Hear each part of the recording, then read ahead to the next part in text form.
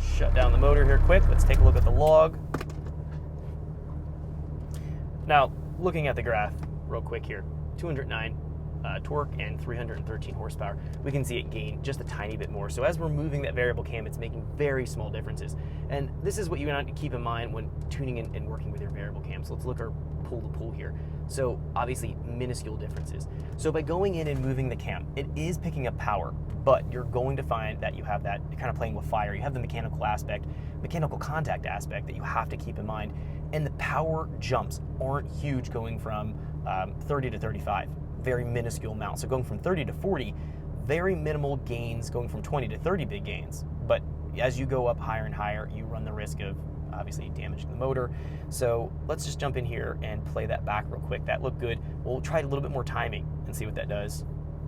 Let's just go here and take a look. Yeah, it's tracking. Our target was 33, it went to 33.4, 34.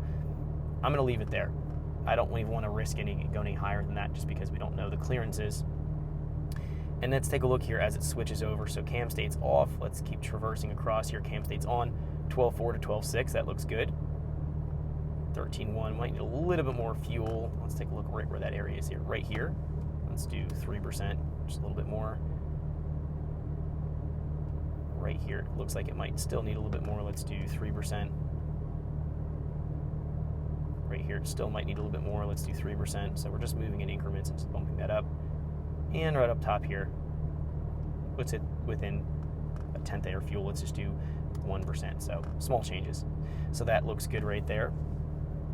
And now let's just bump our spark timing in. So we're in our high cam table here. So table 1, I'm going to go and just set this to 28. We're going to do a pool and just see if it likes it.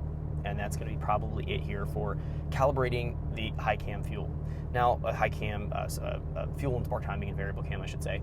And then there is one more thing that I want to go over, and we could potentially pick up power, but we have to see by experimenting with it a little bit, and we'll find out if that's going to be a positive or a negative change. Which is going to be taking a look at our injection timing table, moving the point where it sprays the fuel in relation to crankshaft rotation, and we're going to get into that. But right now we have it kind of a fixed amount, kind of mapping all our fuel tables out. That's one of the last things we take a look at is injection timing, because it really doesn't make a massive difference, but it can make a little bit of a difference. So we always want to tune our fuel tables out, and then we deal with the injection timing last, one of the last things. And the acceleration enrichment's another thing. It's one of the last things that we kind of deal with here.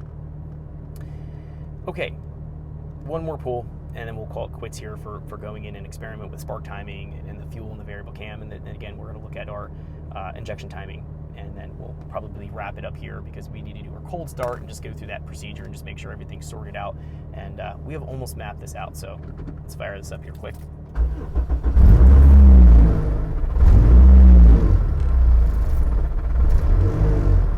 Thanks for checking out our teaser clip. If you want to see the rest of this video and more than 500 hours of current EFI training we have to offer, make sure you click right here. If you want to go and check out more teaser clips from this training course, click here. And you don't want to miss any of the videos we're going to be releasing on this channel, so make sure you subscribe and click here. Thanks for watching, and I'll see you guys later.